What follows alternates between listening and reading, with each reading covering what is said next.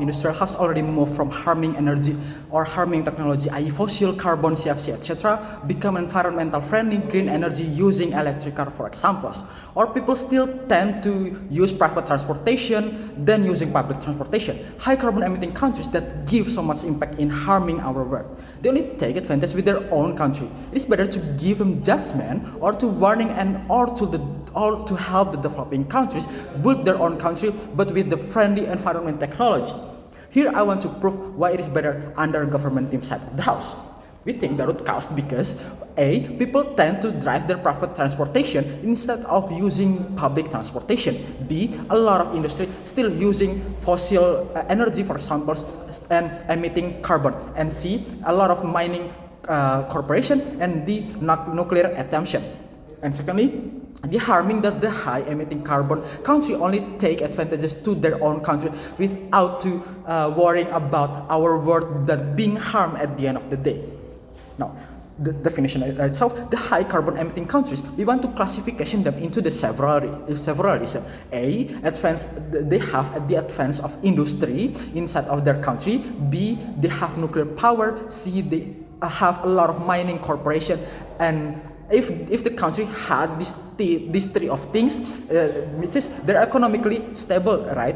I.e. China, USA, who committed and donated the most carbon in this world. Secondly, vulnerable countries might have the effect caused by the industry in the high carbon emitting countries, the climate change itself. As we know, the developing countries itself still they're economically still unstable, right? They don't have fundings to rebuild their own countries caused by climate change. Then 3, the compensation that we want to give towards the developing country itself is type like two things: A, money allocation, and secondly, eco-tech to use. Now, I want to give preemptive towards opposition side of the house. Developing countries to potentially donating high emitting carbon, right? Now let's talk about what if developing countries contribute the most on harming this in this world. In the worst case, developing country who still economically unstable, yes, they will also get the punishment, but we give them punishment not as hard as developed country. Why? We should know that any of facilities like non-electric transportation in developing country is made by developed country, right? And or the government has a capability to reducing emitting carbon, but they ignore it. That's why our punishment still exists towards the developing country, just to give them warning and deterrent effect to reducing carbon in their country.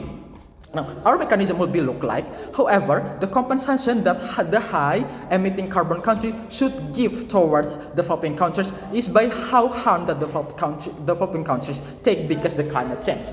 First, what if the country who donated the most carbon don't want to give compensation? First, we want to make a world overcome climate change body. For example, if China don't want to pay the compensation, first thing first, China will get warning from the climate change body.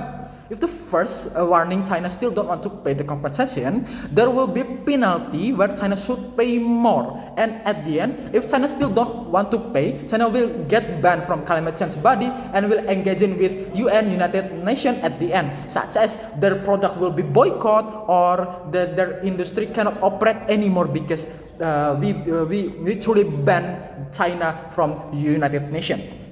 Now, the harming itself is under the responsibility of high emitting carbon donation country. So, in our world that we want to achieve in this debate, first, developing countries do not need to concern about the damage. They only focus on how to advancing their own country. And secondly, it will increase the awareness of high emitting carbon countries to reduce the damage upon Earth, or to make innovation and to move the damaged energy to become friendly environment, energy, and technology. And thirdly, we want to the equality of funding because if the developed countries use the funding not only upon their country, but also they use the funding to healing, to recover the earth that slowly starts to harming at the end of the day. Now comes my first argument: why is it within high emitting carbon country should take the responsibility of it? First, we should know that how urgent that this climate change and how badly climate change damaging developing countries, ladies and gentlemen.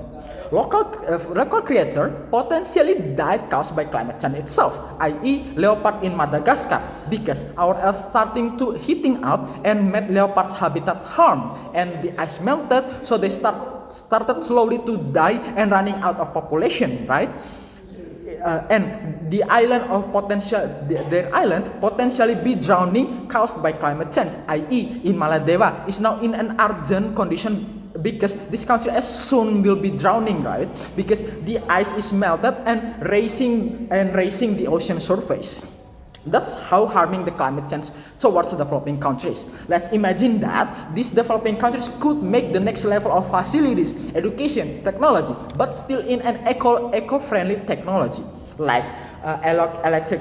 They totally using electric transportation, non-carbon energy, green technology, advanced but not their country advanced but not harming. But how could they reach that kind of imaginary country with friendly eco-tech facilities and technologies without having more funding?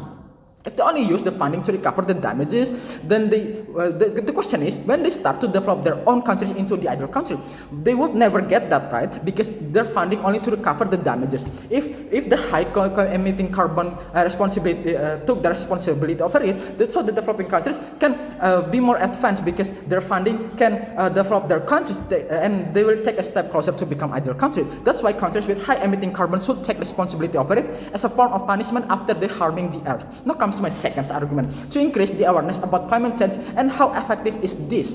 If we talk about climate change, then we talk about industry, a lot of industry, mining, corporation, nuclear, etc. Then if a country that has had this type of things, then it means that they are economically stable, right? We're acknowledging that the country won't give their funding just like that. That's why it is the type of warning to force the country to be more aware about our earth. Because of the warning, the country will try to avoid the scenario, right? Where you have to give compensation towards the countries, developing countries, they don't willing to give bad impact to their economic growth, right? But the punishment itself will give bad impact for their economic growth, because United Nations will boycott their products and or the industry cannot producing anymore. This punishment showing its effectivity to reduce whether develops and developing country on committing high carbon and harming our earth. That's why it will persuade them to make innovations such as the industry using eco-friendly technology instead of harming technology. So proud to propose.